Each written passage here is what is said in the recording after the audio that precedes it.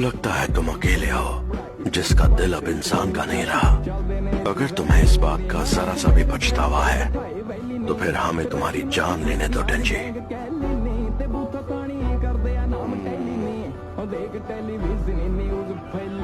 पागल है क्या?